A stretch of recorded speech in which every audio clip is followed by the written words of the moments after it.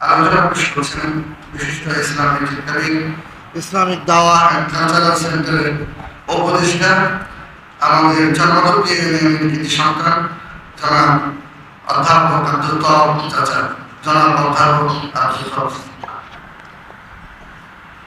নাহমাদুহু ওয়া নুসাল্লি আলা রাসূলিহিল কারীম, আম্মা বা'দ। আজকের এই অনুষ্ঠানের সম্মানিত সভাপতি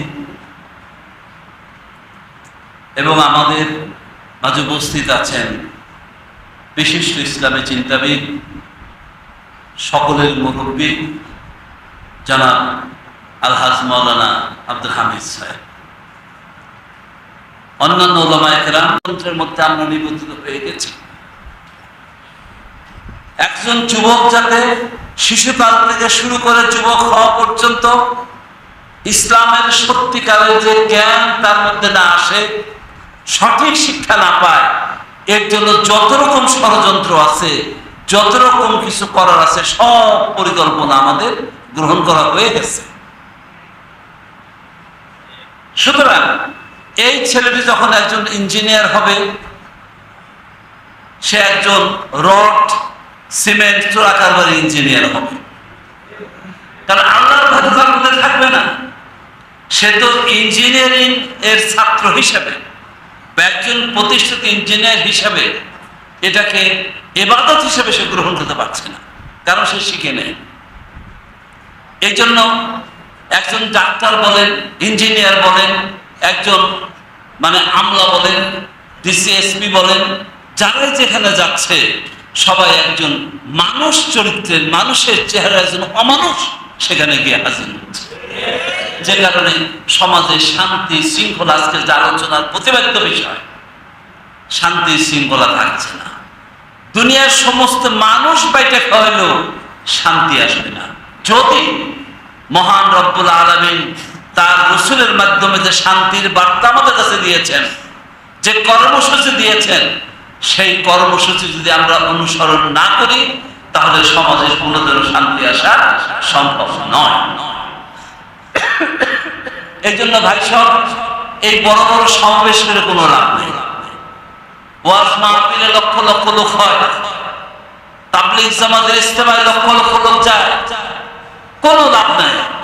আলোচনা হয়, মানুষ জানে শোনে, এই পর্যন্তই, কিন্তু আমলে কেউ আনে না। কারণ আমলে আনার জন্য যে ব্যবস্থাপনা দরকার, সেই ব্যবস্থাপনা করার কোনো পরিকল্পনা আমাদের নাই। যে কারণে হাজার কাউয়ে এক হুঁশ, এই হলো আমাদের বাস্তব অবস্থা।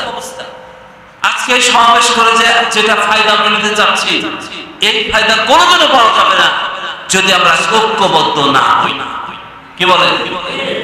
ঐক্যবদ্ধ শক্তির কাছে জালেম পরাভূত হতে বাধ্য, ঐক্যবদ্ধ হতে হবে। আজকে আলেমদের মধ্যে ঐক্য নাই, ইসলামী চিন্তাবিদদের মধ্যে ঐক্য নাই, আজকে মুসলমানদের মধ্যে ভেদাভেদ, সব মাযহাব নিয়ে আমরা অস্থির আছি, বিভিন্ন সেকশন গ্রুপ নিয়ে আমরা অস্থির আছি। অথচ আমরা ঐক্যের যে মূল প্ল্যাটফর্ম, সেটা হলো রাসূলুল্লাহ সাল্লাল্লাহু আলাইহি ওয়াসাল্লামের জিন্দেগি অনুসরণ করা, তার মধ্যে আমরা বিভেদ সৃষ্টি করে বসে আছি। এই জায়গায় আমাদের আজকে অঙ্গনে নির্দেশ করতে হবে। ঐক্যবদ্ধ হলে ইসলাম বিরোধী শক্তি দুর্বল হয়ে পড়বে এবং সকল ষড়যন্ত্র যা কিছু তারা করছে সব ভণ্ডুল হয়ে তারা ইসলামের পতাকা ধরে আসতে বাধ্য হবে। সেই পরিবেশ আমাদের তৈরি করতে হবে। মহান রব্বুল আলামিন নবী মুহাম্মদ রাসূলুল্লাহ সাল্লাল্লাহু আলাইহি সাল্লামের মাধ্যমে যে দ্বীনের ব্যবস্থা করেছেন, উনি কোনো ধর্মের দাওয়াত দেন নাই, ধর্মের কথা বলেন নাই। কোরআনে কোথাও ধর্ম শব্দ নেই। আমরা কথায় কথায় ইসলাম ধর্ম বলি, এই ধর্ম শব্দ কোরআনের কোথাও নাই। আছে কি? দ্বীন। ইন্নাদ দীনা ইনদাল্লাহিল ইসলাম। আল্লাহ তাআলা বলছেন জোরে সোরে যে একমাত্র আমার যে দ্বীন, এটাই হলো তোমাদের জন্য বিধান। একমাত্র বিধান হলো কি? আল্লাহর দ্বীন।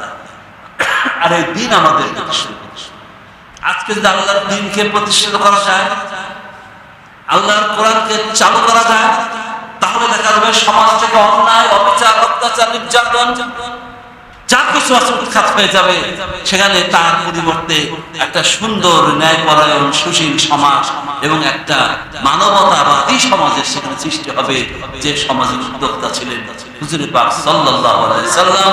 আমরা তার অনুসারী, আমরা তার ধারে কাছে যাচ্ছি না, এটা আফসোসের বিষয়।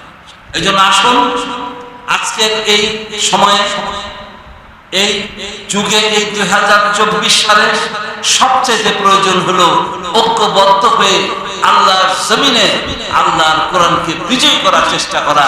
এইটা যদি আমরা সফলতা লাভ করতে পারি, ন্যায় বিচারের নিয়ে প্রতিষ্ঠিত হবে ইসলাম। আজকে বিজয়ী হয় 97% আকাম কুকাম যদি শোনে, ফজরের নামাজের পরে কেউ শোনে যে কোরআনের শাসন চালু হয়ে গেছে, দেখবেন 97% আকাম কুকাম এমনি বন্ধ হয়ে যাবে। এর জন্য কোনো ওয়াজ নসিহত করা লাগবে না।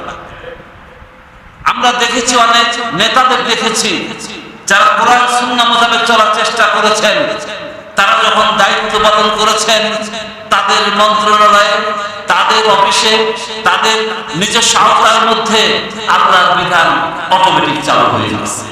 সেই ঘুষখোর অফিসাররা মানুষ হয়েছে, তারা তাকে পিশা বলে মনে করত। এরকম ইতিহাস আছে না? আছে। সুতরাং আল্লাহর দ্বীন কায়েমের মাধ্যমে একমাত্র আমাদের এই পচা সমাজ, গলা সমাজ, নষ্ট সমাজকে পরিবর্তন করে আল্লাহর দ্বীনের আলোকে একটা সুন্দর ন্যায়পরায়ণ সমাজ প্রতিষ্ঠা করা সম্ভব। আসুন আমরা এদিক সেদিক কুকি ঝুঁকি না মেরে, ধীর স্থির ভাবে না থেকে আজকে থেকে সিদ্ধান্ত নেই যে আল্লাহর জমিনে আল্লাহ যে কোরআন দিয়ে গেছেন, সেই কোরআন এখনো চকচকা আছে, সেই কোরআনের বিধান এখন সমুজ্জ্বল, সেই কোরআনের বিধানের সমতুল্য কোন বিধান আজ পর্যন্ত পৃথিবী সৃষ্টি করতে পারে নাই, কোন স্কলার সৃষ্টি করতে পারে নাই, কোন মানুষ তৈরি করতে পারে নাই। সেই মহান রব্বুল আলামিনের বিধানকে আমরা বাংলার জন্য প্রতিষ্ঠা করার জন্য আজকে এই মসজিদ থেকে সিদ্ধান্ত গ্রহণ করব। তাহলেই আমাদের সমাজে ন্যায় প্রতিষ্ঠা, অন্যায় বিদরিত হয়ে এমন দূরে চলে যাবে যে মানুষ নিরিবিলি বসবাস করবে, দুনিয়ায় শান্তি, পরকালে মুক্তি পাবে। আসুন আমরা সকল ঐক্যবদ্ধ হয়ে ওয়াতাসিমু বিহাবলিল্লাহি জামিআন ওয়ালা তাফাররাকু, এই আয়াতের ভিত্তিতে আমরা ঐক্যবদ্ধ হয়ে আল্লাহর দ্বীনকে বিজয় করার চেষ্টা করি।